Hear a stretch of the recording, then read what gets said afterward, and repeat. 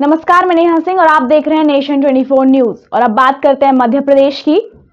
जबलपुर शहर के मड़ोताल थाना अंतर्गत प्रोफेसर कॉलोनी क्षेत्र में उस समय हड़कंप की स्थिति बन गई जब दो बहनों को करंट लग गई। इस घटना में एक बहन की मौत हो गई जबकि दूसरी बहन गंभीर रूप से घायल है, जिसे अस्पताल में भर्ती कराया गया है। प्राप्त जानकारी के अनुसार दोनों सगी बहन घर की छत पर गई हुई थी, तभी उनका हाथ हाई टेंशन लाइन से टकरा गया और जोरदार करंट से झटके से नीचे गिर गई, जिसमें बड़ी बहन निशा बंगाली की मौत हो गई जबकि तनीषा बंगाली छोटी बहन घायल हो गई, जिसके उपचार के लिए निजी अस्पताल में भर्ती कराया गया है। यहां एमआईपीबी की लापरवाही साफ देखी जा सकती है, जहां छत के ऊपर से जाने वाली इन हाई टेंशन तारों को कवर तक नहीं किया गया है। इन खाली तारों की वजह से पहले भी एक मजदूर घायल हो चुका है, पर एमआईपीबी के अधिकारी हैं कि अपनी कुंभकर्णी नींद से जग ही नहीं पा रहे हैं। अब देखना यह है कि इस हादसे से इन सरकारी अधिकारियों की नींद टूटती है या नहीं, या ऐसे ही हाथ पे हाथ धरे दुर्घटनाओं को न्योता देते रहेंगे।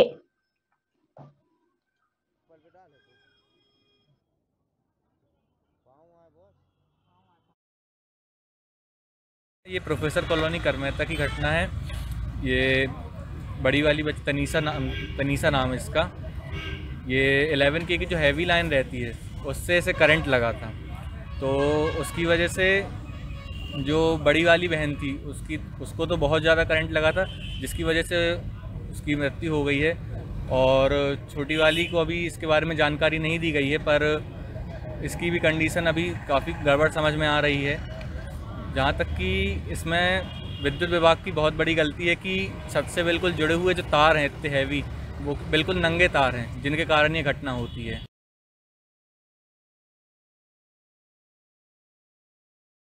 जबलपुर में 15 से 18 वर्ष तक के बच्चों को कोरोना की वैक्सीन लगाने जबलपुर जिले में टीकाकरण अभियान की जोरदार शुरुआत हुई। कोरोना के संक्रमण से सुरक्षा के लिए टीका लगाने बच्चों में जबरदस्त उत्साह देखा गया। बच्चे सुबह से ही अपने स्कूल में बनाए गए वैक्सीनेशन सेंटर पहुंच चुके थे और अपने बारी का इंतजार कर रहे थे, जहां शहर में सदर स्थिति केंद्रीय विद्यालय 1 एसटीसी में बच्चों को सुबह 9 बजे से कोरोना का टीका लगाने का कार्य शुरू हो गया था। वहीं ग्रामीण क्षेत्र में सालीबाड़ा और स्थित शासकीय स्कूल में भी बच्चों को एक एक कर वैक्सीन लगाई जा रही थी। पहला टीका एमएलबी स्कूल में पढ़ने वाली 10वीं कक्षा की छात्रा श्रेया को लगा। ओमिक्रॉन और कोविड के बढ़ते खतरे के बीच आज से टीनेजर्स को वैक्सीनेट करने का अभियान शुरू कर दिया गया है।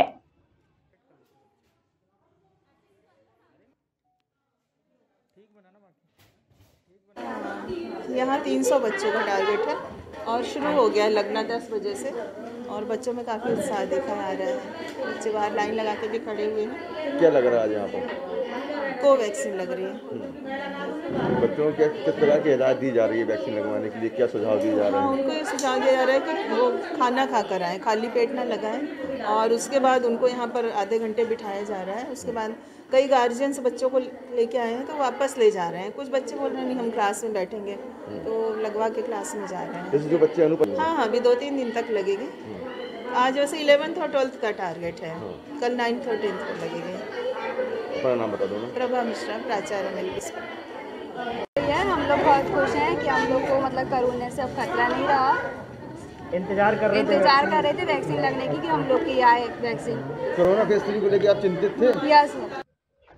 मादक पदार्थ पर कार्रवाई करते हेतु पुलिस अधीक्षक ने की एक और बड़ी कार्रवाई। जिले की मिहोना थाना अंतर्गत 10 लाख की स्मैक के साथ एक महिला तस्कर, एक पुरुष को पुलिस ने रंगे हाथों गिरफ्तार किया है। पुलिस अधीक्षक शैलेंद्र सिंह चौहान ने प्रेस वार्ता कर पत्रकारों से चर्चा में किया खुलासा। एसपी ने बताया, नशे के विरुद्ध अभियान के तहत निरंतर कई दिनों से कार्रवाई चल रही थी, तभी इंदिरानगर भीमनगर इलाके से एक आरोपी को रंगे हाथों स्मैक के साथ गिरफ्तार किया था, जिसके कब्जे से 15 ग्राम और 10 ग्राम अवैध मादक पदार्थ यानी स्मैक बरामद की गई थी।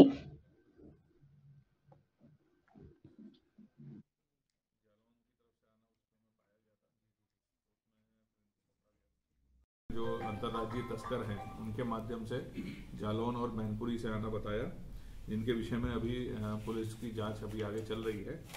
इस प्रकार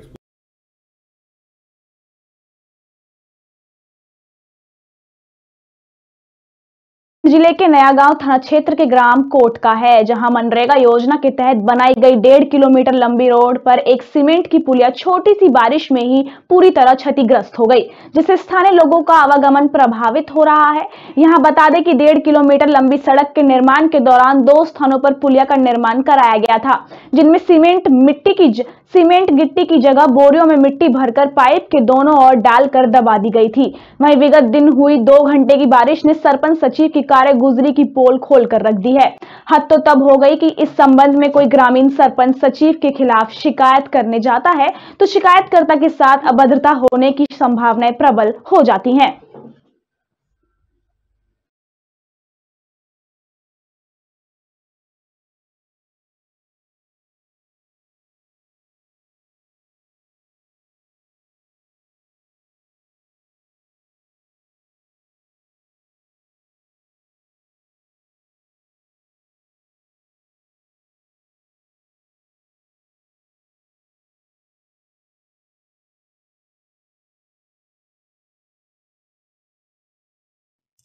अभी आपने बताया मुझे, यहीं पे मेरे पास में आपने देखा कोई जनपद पंचायत उरई साहब भी बैठे हैं।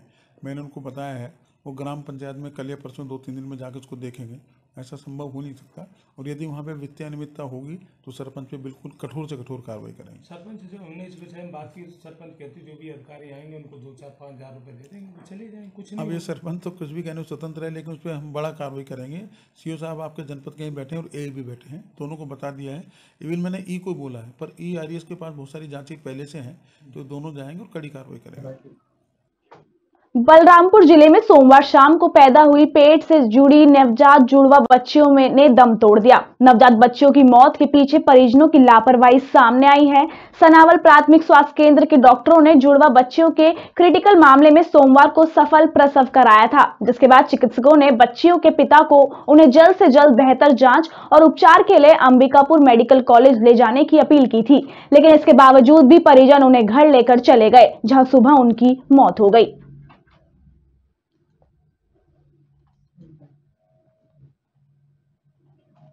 बालाघाट जिले के लांजी थाना अंतर्गत ग्राम दुलापुर स्थित हनुमान मंदिर के पीछे विगत 8 दिसंबर को एक अज्ञात व्यक्ति का शव मिला था, जिसकी शिनाख्त एक दिन पश्चात ग्राम बिनोरा निवासी सतीश शेंडे के रूप में हुई थी। उक्त व्यक्ति का शव 4-5 दिन पुराना प्रतीत होने के चलते खराब होने लगा था।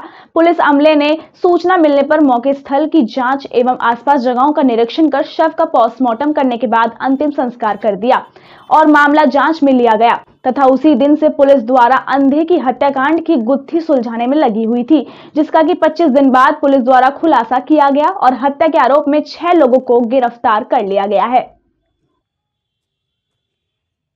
विवेचना के दौरान हमने इसमें साइबर तकनीकी जो भी हमारे वो रहते हैं सपोर्टिंग एविडेंस, जैसे कि साइबर में PSTN डाटा, CDR एनालिसिस और हमारा मुखबिर तंत्र जो था, उसके आधार पर हमने इसका जो है खुलासा किया था। कितने आरोपी सर, कौन कौन आरोपी? इसमें अभी जो है कुल 6 आरोपी हैं इसमें, जिसमें 3 तो राजकुमार चौरे हो गए और उनके दोनों पुत्र हो गए, रोहित और रतनदीप। इसके अलावा जो इसके जो अन्य 2 साथी थे जो कि उसकी मदद करने के लिए उसी के स्टाफ के, बस स्टाफ के, भारत भलावी और एक है अतुल किरनापुरे, और इनको इस काम में मदद करने के लिए वहाँ ले जाने और लाने में जो है सोहेल खान। ये बालाघाट जिले के आदिवासी बाहुल्य विधानसभा सीट से पूर्व विधायक और दिग्विजय सिंह सरकार में मंत्री रहे स्वर्गीय गणपत सिंह उइके की स्मृति में विधायक कप क्रिकेट प्रतियोगिता का आज आगाज हुआ। ग्राम भिभोजरी में आयोजित क्रिकेट प्रतियोगिता के पहले दिन मुख्य अतिथि के रूप में विधायक संजय उइके उपस्थित रहे, जिनकी गर्मिया में उपस्थित में फीता काटकर मैच का शुभारंभ किया गया तथा खिलाड़ियों से परिचय किया गया। मैच का ओपनिंग मैच बिरसा फाइटर और बंजारी टोला के माध्यम शुरू किया गया। बता दें कि ये प्रतियोगिता का 3रा साल है, जिसमें MP के अलावा महाराष्ट्र, UP और छत्तीसगढ़ की 16 टीमें भाग ले रही हैं। फाइनल मैच जीतने वाली टीम को 1 लाख रुपए और उप विजेता टीम को 50,000 रुपए की राशि और ट्रॉफी इनाम में दी जाएगी।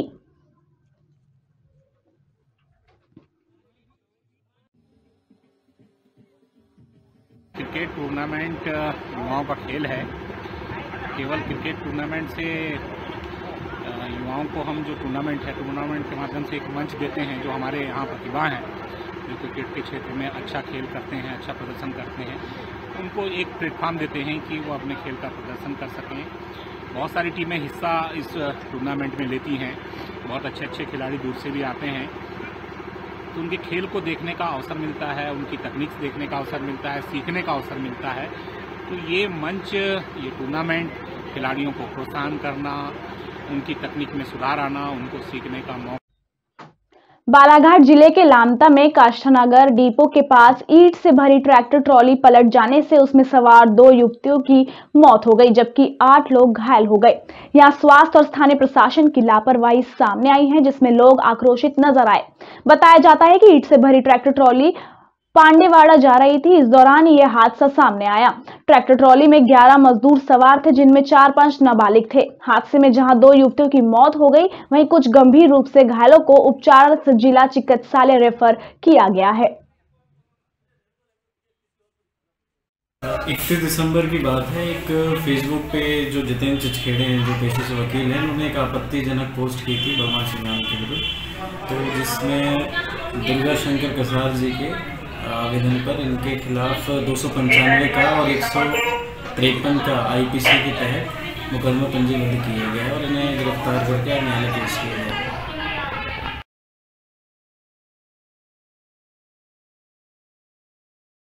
फेसबुक पर भगवान श्री राम से संबंधित एक पोस्ट के विरुद्ध कटंगी निवासी वकील जितेंद्र चिचखेड़े ने गंदे गंदे शब्दों का उपयोग करते हुए धार्मिक भावनाएं भड़काने का काम किया था।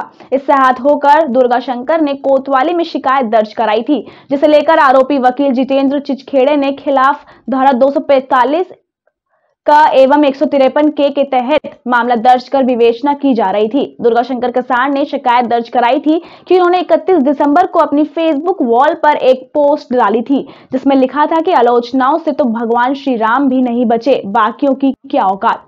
इस पोस्ट पर प्रतिक्रिया देते हुए कटंगी निवासी पेशे से वकील जितेंद्र चिचखेड़े ने प्रभु श्री राम के प्रति गंदे गंदे शब्दों का उपयोग करते हुए 1-2 नहीं कई कमेंट्स किए, जिससे उनकी तथा भगवान श्री राम को मानने वालों की भावनाएं आहत हुई हैं।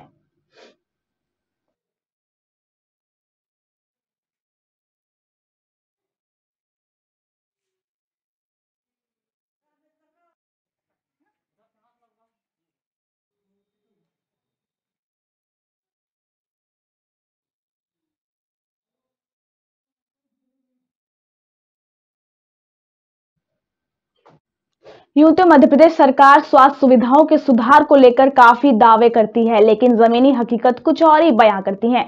अनूपपुर जिले का पुष्पराजगढ़ सामुदायिक स्वास्थ्य केंद्र हमेशा ही सुर्खियां बटोरता रहता है, चाहे वह नसबंदी शिविर में लापरवाही करने के मामले को लेकर हो या अन्य किसी मामले को लेकर हो।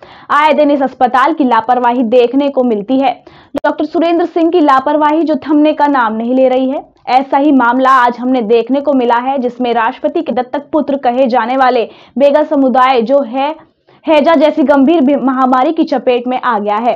इस महामारी का प्रकोप इतना भयंकर है कि पूरे गांव को इसने अपने आगोश में ले लिया है। जी हां, हम बात कर रहे हैं अनूपपुर जिले के पुष्पराजगढ़ जनपद अंतर्गत ग्राम पंचायत महोरा के कालाहाड़ी गांव की, जहां नए साल के शुभारंभ में कालाडाही के बेगा समुदाय के लिए काल साबित हुआ। 1 जनवरी की शाम तक हैजा महामारी की चपेट में पूरा गांव आ गया।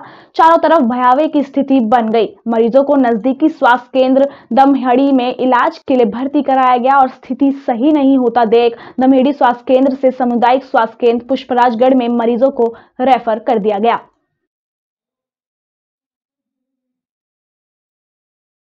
से हमने तहसील प्रशासन को, माननीय SDM साहब को, राज्यपाल के नाम से भी हमने ज्ञापन दिया था और ये चीज़ उनको हमने बार बार बताया था कि बैगा जनजाति, विशेष पिछड़ी जो जनजाति है, इनके यहाँ शुद्ध पेयजल की व्यवस्था नहीं है, साथ में रोड और लाइट की भी व्यवस्था नहीं थी। आप वहाँ जाके देखिए, इनको मजबूरन आज चूही मिट्टी जैसे जो बॉक्साइट के पत्थर हैं वहाँ से पानी इनको पीना पड़ता है, जिसकी वजह से आज इनके गाँव में उल्टी दस्त जैसी शिकायत आई है, जिसकी वजह से वहाँ पे अभी 1 लोगों की मृत्यु भी हो चुकी है। शायद 1 जनवरी की बात है, ग्राम पंचायत महोरा अंतर्गत ग्राम कालाडाही है, वहाँ पे मेरे को 12 बजे सूचना मिली। मैं उस ग्राम पंचायत का सचिव हूँ कि यहाँ उल्टी दस्त से लोग बीमार ग्रस्त हैं।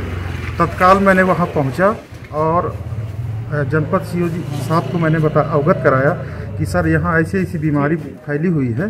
तो उन्होंने मुझे तत्काल निर्देश दिया कि आप तत्काल गाड़ी की व्यवस्था करके और जो गंभीर रूप से बीमार है उनको राजिन ग्राम भिजवाओ और जो हल्का फुल्का है तो दमेहड़ी पे आप एडमिट कराओ।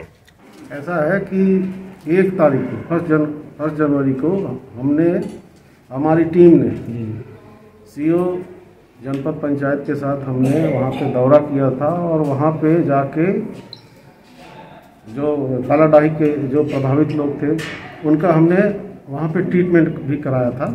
और जो भी जो है सीरियस लगे या जो गंभीर बीमार थे उनको हमने दमेहड़ी शिफ्ट किया था। और फिर इसके बाद जो है हमने राजनगांव में भी जो 5 लोगों को पहले किया था, इसके बाद 5 फिर आए और कुल मिला के 18 लोगों को अपने राजनगांव में एडमिट कराया।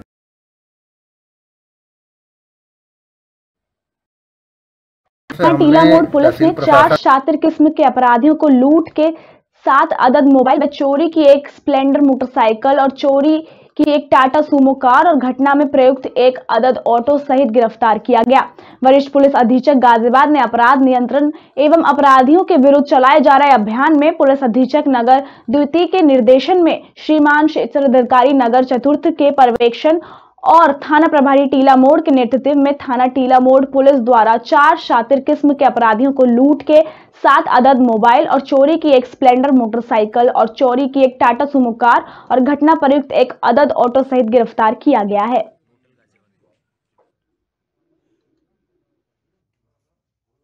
वरिष्ठ पुलिस अधीक्षक महोदय के निर्देशन में अपराधियों के विरुद्ध चलाए गए अभियान के तहत थाना टीला मोड़ पुलिस ने 4 शातिर अपराधियों को पकड़ा है, जिनसे अपने क्षेत्र में घटना की हुई उससे माल की रिकवरी की गई है और करीब 7-8 घटनाएं इन लोगों ने कबूल की हैं, जिससे जो भी सामान उसमें गया था उसकी रिकवरी की गई है और इनके खिलाफ अग्रिम वैधानिक कार्रवाई की जा रही है।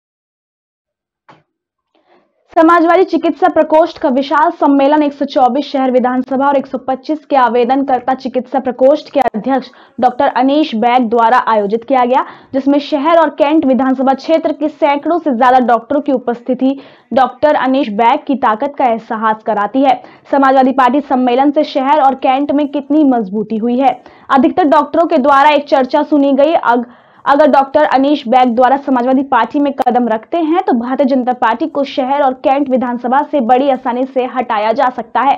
आपको बताते चले कि डॉक्टर अनीश बैग द्वारा जिले में इस तरह का प्रयास किया जा रहा है कि इससे तमाम डॉक्टरों में इस बात की खुशी देखी गई है। इस चुनाव के मौके पर डॉक्टरों को इस तरह का सम्मान दिया गया है। बड़ी संख्या में डॉक्टरों और MR का सहयोग रहा। कार्यक्रम की अध्यक्षता कर रखे सपा महानगर अध्यक्ष शमीम खान सुल्तानी ने की।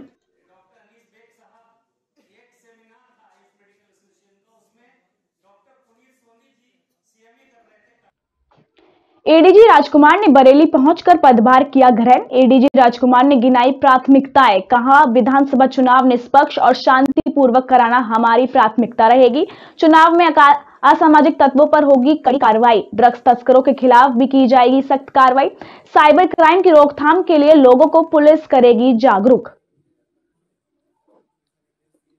मादक पदार्थों के बारे में चुनाव आयोग ने भी कुछ ऑब्जर्वेशन थे, तो उसको गंभीरता से लिया जाएगा और काफी अच्छी कार्रवाई पूर्व में भी हुई है। बरेली जनपद ने काफी अच्छी कार्रवाई की है, प्रभावी कार्रवाई की है कुछ तस्करी करने वालों के खिलाफ और आने वाले दिनों में भी उसी जोश खरोश से हम कार्रवाई जारी रखेंगे और भी वृहद कार्रवाई मादक पदार्थ तस्करी में जो लोग संलिप्त हैं उनके विरुद्ध की जाए। समाजवादी पार्टी के संभावित प्रत्याशी 124 कैंट विधानसभा से प्रमोद कुमार बिष्ट समाजवादी पार्टी पूर्व जिला महासचिव भी रहे हैं और वर्तमान में उत्तराखंड के प्रभारी भी हैं।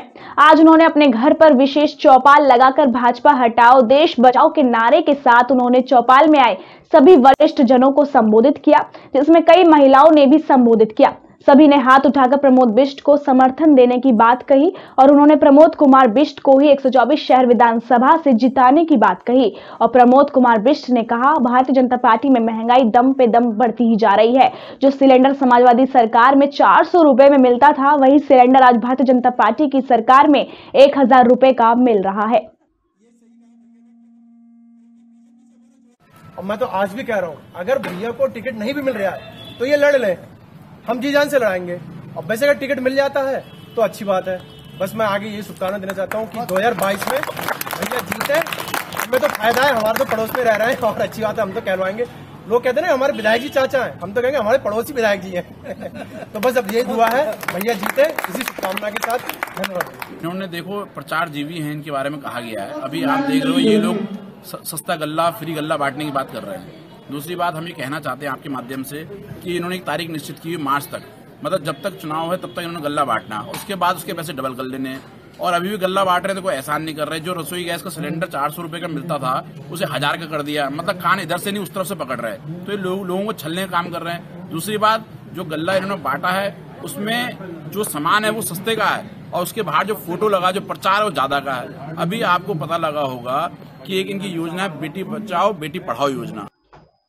भले ही उत्तर प्रदेश में योगी, भारत में मोदी की सरकार बन गई हो, लेकिन प्रधानमंत्री आवास योजना से आज भी कुछ गरीब तबके के लोग आवासों से वंचित हैं, जिन्हें 20 सालों से अभी तक कोई आवास नहीं मिला। जी हां, मामला बरेली के बाकरगंज का है, जहां पर कई वर्षों से रह रहे लोगों को आश्वासन तो मिला, लेकिन आज तक आवास नहीं मिल पाया।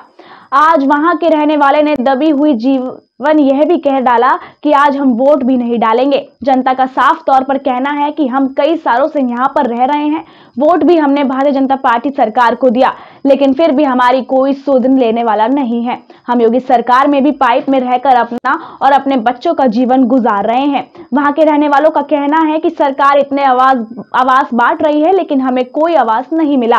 कुछ समय पहले मेयर ने झुग्गी झोपड़ी हटवा दी थी और कहा था कि हम आपको आवास दिलाएंगे। मेयर साहब वो कह रहे थे और सब अधिकारी भी आए थे, वो कह रहे थे कि विकास सबके लिए मिलेगा। कोई विकास आज तक मिला ही नहीं। वो लोग हमारे पास आते हैं चले जाते हैं। हम कहते थे भाई हम क्या करें, कांग्रेस के हैं, विपक्ष में बैठे हुए, इस वजह से हमारी कोई सुनवाई नहीं है। अच्छा, विपक्ष पार्टी के हैं? विपक्ष पार्टी के हैं। कुछ आवाज़ उठाते हैं तो वो कहते हैं खामोश रहो ना तो इतने मुकदमा लग जाएंगे, कभी याद रखो। कौन कहता है ये बात? मेयर साहब ने ये बात कही थी। मेयर साहब ने? हाँ, जिस वक्त हमने खट्टी की ट्राली रोकी थी यहाँ पुरानू, तो मेयर साहब ने खुद कहा कि अलग हट जाओ ना तो इतने मुकदमा लगेंगे, कभी याद रखो। आज हम मौजूद हैं बरेली के बाकरगंज क्षेत्र में, थाना किला लगता है। आज हम जानना चाहेंगे कि भारतीय जनता पार्टी की सरकार में कितना काम हुआ और कितने लोग परेशान हैं, कितनों को आवास योजना मिली है, जिसमें आवास मिला है नहीं मिला है। कुछ लोग यहाँ पर बाकरगंज में इस तरह से मौजूद हैं जो बेचारे पुलिया में रहकर अपने बच्चों को सर्वसर कर रहे हैं।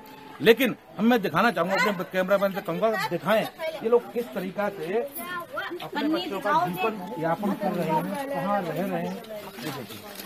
ये इस तरह का इन बेचारों का रहना, ये कई सालों से बताते हैं। हम कई वर्षों से यहाँ रह रहे हैं। आइए, उसका आइए।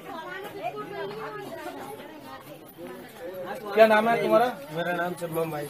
कितने दिनों से यहाँ पे आप रह रहे हैं? जब तक जीता है पूरा जीवन हमने यहीं काटा है भाई साहब। आपने वोट किसे दिया था? वोट मोदी को दिया था भाई साहब। फिर भी आपको इतनी योजना चल रही है, आप योजना मिलती होती तो हम यहाँ मड़ियों में पड़े होते। ये देखिए, ये इस तरह से उनका चूल्हा जल रहा है, खाना भी खा रहे हैं, बना भी भई रहे हैं। और अपने कैमरामैन से कहूंगा इधर की झोपड़ी दिखाएं। देखिए बच्चे किस तरह से सोते रहते हैं, यापन कर रहे हैं। इस तरीका से ये लोग रहते हैं यहाँ पे। देखिए, एक नहीं कई घर ऐसे हैं वर्षों से यहाँ रह रहे हैं। इनका राशन कार्ड भी यहीं का है, सारा सब कुछ यहीं का है। ये किसका घर है? आपका घर है जी? आइए, आप कितने दिनों से यहाँ पे रह रही हैं? हमें बहुत साल हो गए यहाँ से, हम तो शुरू से यहीं रह रहे हैं। आप जब से पैदा हुई हैं आप यही आपका घर। आप लोग इस पुलिया में क्यों जिंदगी गुजार रहे हैं? क्या मोदी की इतनी योजना है, आवास योजना चल रही है? सर, हमने फॉर्म कई बार डाले, हमें कहीं मिला ही नहीं कमरा, और हम यहीं की यहीं है। किसी से आपने सभासद से किसी से कोई शिकायत की? सभासद से शिकायत नहीं की। यहाँ के सभासद से भी मेरी बातचीत हुई, लेकिन उनका भी यही कहना है कि मैं कांग्रेस सरकार का सभासद जो है कांग्रेस का है, इसलिए उसकी नहीं सुनी जाती। वहीं पर मैं और दिखाना चाहूंगा, एक घर ये भी है। देखिए इस तरह से ये लोग अपने जीवन यापन कर रहे हैं। किस तरीका से इन्होंने अपनी झुग्गी झोपड़ी बनाई हुई है। पहले इन्हें आश्वासन मिला था उमेश गौतम ने। एक और झोपड़ी है, मैं वो भी दिखाना चाहूंगा। अपने कैमरामैन से कहूंगा जरा दिखाएं, इसे भी दिखाएं। ये झोपड़ी है, ऐसी कई झोपड़ी यहाँ पे बनी हुई है। सारी झोपड़ियाँ कैमरामैन से कहूँ, सारी झोपड़ियाँ दिखाएं, यहाँ बच्चे दिखाएं। ये कई साल कई वर्षों से यहाँ पे रह रहे हैं। लेकिन अम्मा हाँ, कितने साल से आप लोग यहाँ पर रह रहे हैं, आपको आवास नहीं मिला? हमारे तो जो शादी हुई है जब से हम यहीं पे ही हैं, बिहार के आए कम से कम लगभग 30-35 साल होने जा रहे हैं। कौन सा मकान है आपका, कौन सी झोपड़ी है? झोपड़ी ये है सामने, देखो ये पन्नी तन्नी, ये झोपड़ी है, ये पैप है, इसमें खाना बनाते हैं पैप में। इसमें बताइए, माइक में बताइए। हाँ, ये पैप में खाना बनाते हैं। पाइप में रहती हैं आप? जी, और ये तिरपाल तान लिया, इसमें बच्चों को लेके गुजारा करते हैं। इतनी ठंड में आप इस तिरपाल में रहकर जिंदगी गुजार रही हैं। मोदी ने आवास योजना के अंतर्गत बहुत सारे मकान बांटे हुए हैं। खड़ुआ में बहुत सारे मकान नहीं जी, खड़ुआ में बहुत रूम, पूरी जिंदगी हमारी बीत गई बच्चों को लिए ठंड में लेकर रहते हैं। कोई कीड़ा कंकड़ यहाँ से आ जाए आपको राशन मिलता है यहाँ पर? जी हाँ, राशन मिलता है। राशन कार्ड यहीं के पते पर बना हुआ है, आधार कार्ड भी यहीं का है। सारी कितने वर्ष से रह रही हैं आप? मैं बता नहीं रही, लगभग मुझे 30 साल होने जा रही है। 30 साल हो गए, लेकिन फिर भी कोई सुविधा नहीं? कुछ नहीं। यहाँ का सभासद क्या कहता है? सभासद क्या कहेंगे, वो पहले 2-4 बार गई थी तो बोले अभी तो हमारे हाथ में कुछ है ही नहीं, सभासद कहेंगे। कांग्रेस सभासद है। आप बताइए, आप क्या कहेंगे? ना मैं तो जय कहूँगी, आप बताइए सर, क्या मोदी जय बने है और इन्होंने हमें क्या गरीबों को करा है? हम टूटी फूटी मड़ैया डाल के रह रहे हैं, उसमें भी हमारी उधर ले जाओ, हटा देते हैं। 3 बार हट चुकी है। हम गरीब आदमी है और कोई ना माने। आवास के लिए आपने अप्लाई कराता कहीं? कराता हम ना, हमारी कोई सुनवाई ना हुई। कहीं सुनवाई नहीं ना।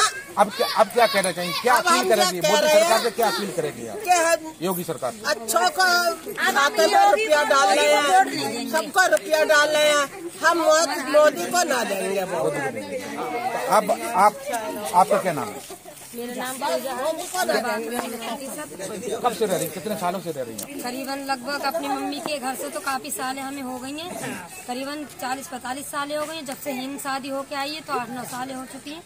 मोदी की आवास योजना चल रही है, वो कई आवास, कई कॉलोनी उन्होंने बनाई है, क्या आपने अप्लाई नहीं करा? आपको मिला नहीं? अप्लाई करा था, लेकिन कोई सुनवाई नहीं हुई मोदी की योजना पे भी। और अभी जो आश्रम कार्ड बने हैं ये भी बनवाया लाइन में खड़े होके, मगर इसके भी खाता नंबर नहीं डाला सर, जो हमारे खाते में या अकाउंट में हमारे बच्चों के लिए, हमारे लिए पैसे आ सके। आपका घर कौन सा है? उधर वाली पन्नी में आप रहते हैं? पन्नी में रहते हैं। क्या कहना चाहेंगे योगी सरकार से, क्या कहना चाहिए? कितना उन्होंने विकास कराया आपके बागरगंज में? मैं तो कई सालों से ये देख रहा हूँ, आप इन्हीं पुलियों में रह के, झोपड़ियों में रह के आप अपने बच्चों का सरकार आके बार तुड़वा देती है कि इधर से इधर हटाओ। बेचारे हम सभी झोपड़ी डाल के बार रहते हैं। मेरी 3 लड़की, 1-1.5 साल की, उसको छोड़ के मेहनत मजदूरी करती हूँ, काम पे भी जाती हूँ, फिर घर का भी करती हूँ, लेकिन सरकार की कोई मोदी की योजना हमें नहीं मिली है। कोई योजना नहीं मिली। देखिए, ये थी बरेली की बागरगंज क्षेत्र की जमीनी हकीकत। यहाँ के मेयर हैं देखो, बिल्कुल उमेश गौतम यहाँ के मेयर हैं। उनसे भी इन्होंने कई बार शिकायतें भी की है, यहाँ के पार्षद से भी शिकायतें की हैं, लेकिन अभी तक इन्हें कोई न्याय नहीं मिल पाया है, न कोई आवास मिला है। बताया जा रहा है कि खड़ुआ में जो आवास बने हुए वो गरीबों के लिए नहीं है, वो अमीरों के लिए। वहाँ पर कई ऐसे क्वार्टर हैं जो जिन्हें अलाउड नहीं होना चाहिए, लेकिन गरीबों के लिए अलाउड वाले क्वार्टर जो है अमीरों के लिए अलाउड कर दिए गए हैं। ये थी थाना किला की बरेली की जमीनी हकीकत बीजेपी सरकार की। अब तक कितना काम किया है उन्होंने। मैं बरेली से रूपेंद्र कुमार। गाजियाबाद के लोनी मंडोला आवास विकास पर बैठे धरने पर किसानों ने आज आवास विकास के कार्यालय अनशन चलते हुए उनका टोनिक सिटी एसएचओ पुलिस पर आरोप लगाए। बुजुर्ग व्यक्ति पर पुलिस ने किया डंडों से वार, लगे पुलिस पर आरोप। आपको बता दें कि लगभग 5 साल पूर्व से मंडोला आवास विकास पर चलता आ रहा किसानों का आंदोलन आज जब किसान अपनी मांगों को लेकर जब आवास विकास कार्यालय पहुंचे तो वहां पहले से ही यूपी पुलिस तैनात थी, जिसके बाद उन्हें जाने से रोका गया, लेकिन किसान नहीं माने और अंदर घुसे तो उनके साथ मारपीट की गई। आपको बता दें कि एक किसान के सिर में चोट आई है। किसान ने बताया कि हम लोग यहां प्रदर्शन के लिए आ रहे थे।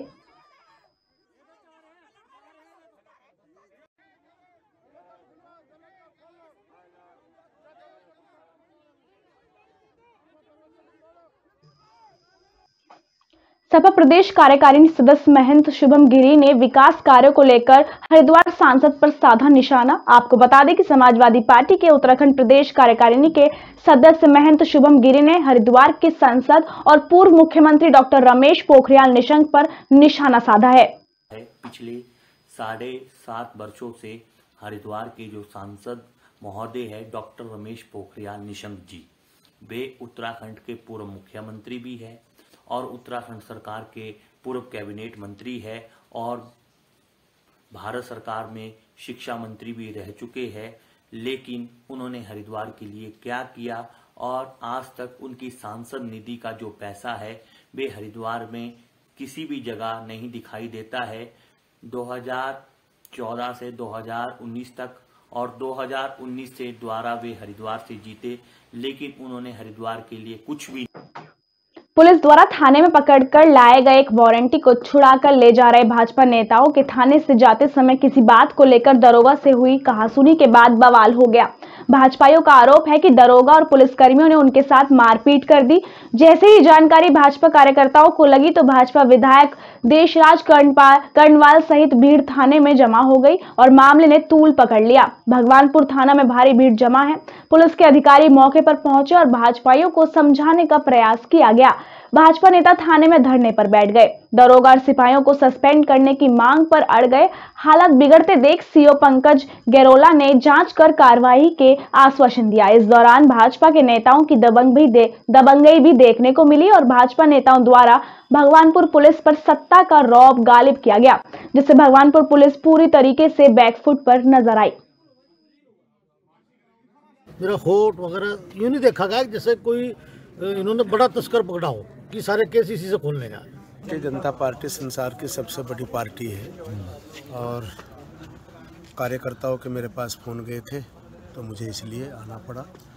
और बड़े दुख का विषय है कि हमारे नेता सत्यपाल मास्टर जी, अमन त्यागी जी, मनोज कपिल जी, उनके साथ किसी सब इंस्पेक्टर ने और पुलिसकर्मियों ने दुर्व्यवहार किया है।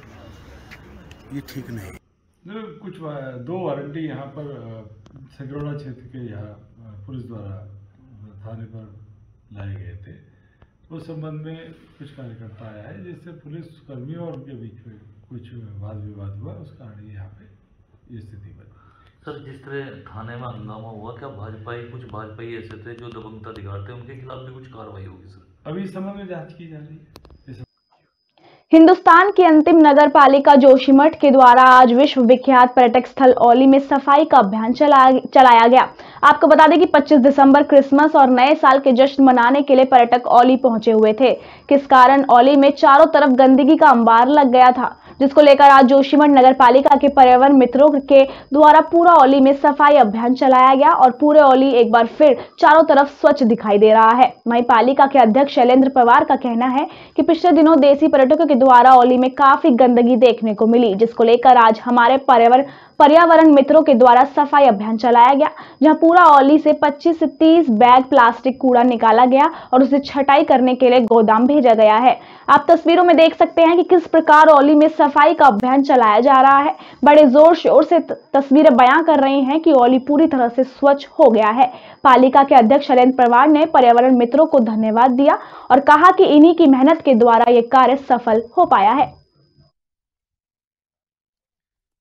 दिसंबर के अंतिम सप्ताह से अभी तक लगातार औली में जोशीमठ क्षेत्र में पर्यटकों का आवाजाही जारी है। लगातार यहाँ पर औली जो बीच में बर्फबारी हुई थी, हजारों की संख्या में यहाँ पर पर्यटक औली पहुँचा है। अब नगर पालिका परिषद लगातार अब सफाई कार्यक्रम चाहे औली हो शहर हो लगातार चलाती आ रही है। हमारे सफाई मित्र आज इतनी कड़कड़ाती ठंड में, जबकि आज मौसम बिल्कुल खराब है, इस कड़कड़ाती ठंड में भी औली जा करके आज उन्होंने पूरी औली की आज सफाई की है। पर्यटकों के द्वारा जो थोड़ा बहुत इधर उधर कूड़ा बिखरा हुआ था, लगभग 25-30 बोरियों में भरकर आज हमारे सफाई कर्मचारी उस कूड़े को उठा के लाए हैं और निरंतर नगर पालिका परिषद औली जैसे अंतर्राष्ट्रीय पर्यटन स्थल पर लगातार सफाई कार्यक्रम चलाए हुए हैं। महिलाओं का सम्मान समारोह मोमेंटो देकर किया गया सम्मानित। 2022 के विधानसभा चुनाव का हुआ आगाज। रुड़की भारतीय जनता पार्टी 2022 के विधानसभा चुनाव को लेकर सभी वर्गों को अपने साथ जोड़ना चाहती है, जिसके चलते पार्टी अब अलग अलग तरह के सम्मेलन आयोजित करने में जुट गई है।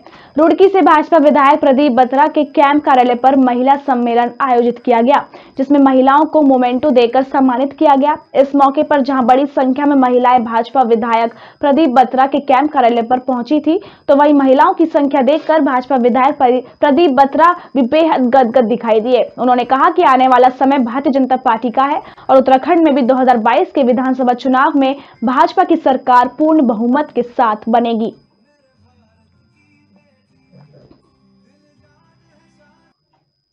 खबर लक्सर से है, जहां लक्सर तहसील मुख्यालय पर तहसील दिवस आयोजित किया गया। इस मौके पर डीएम विनय शंकर पांडे ने तहसील दिवस में आए ग्रामीणों की समस्याएं सुनी।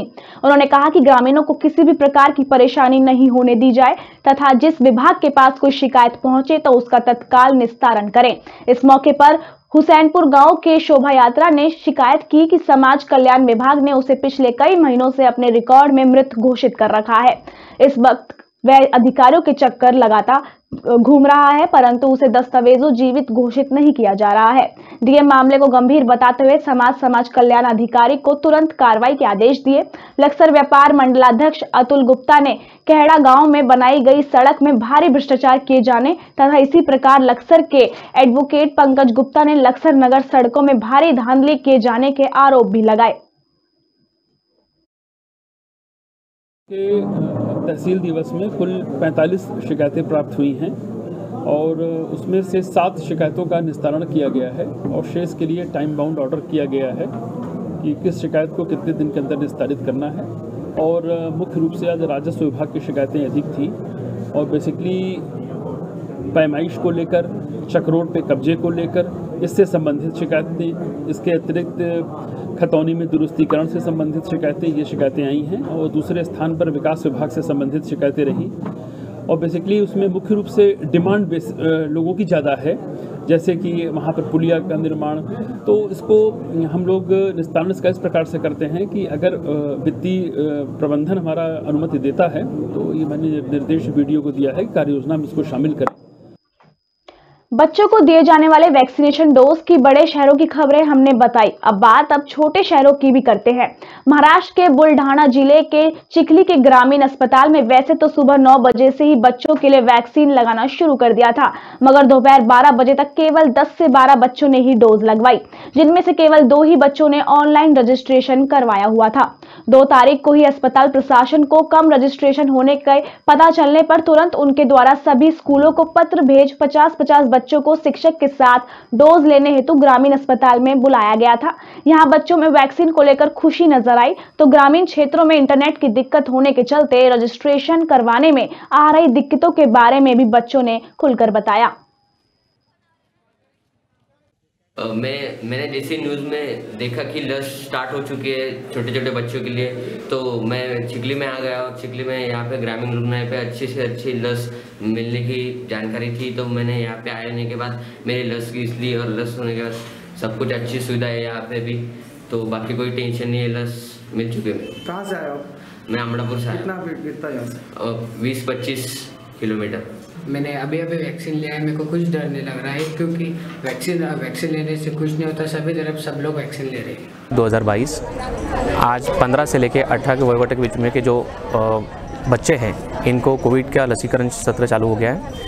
आज बच्चों का ऑनलाइन रजिस्ट्रेशन कम हुआ था, लेकिन फिर भी हमने हर स्कूल में जाके वहाँ के टीचर लोगों से कांटेक्ट करके उन लोगों को यहाँ पर कन्विंस करके बुलाया है और उनका रजिस्ट्रेशन यहाँ पर यहीं ग्रामीण रुग्णालय चिखली के अंदर करके उनका लसीकरण कर रहे हैं। तो मेरी सबसे एक इल्तिजा रहेंगी, क्या बढ़ चढ़ के कोवैक्सीन का जो लसीकरण सत्र चालू हुआ है उसमें आप आए और लसीकरण लें।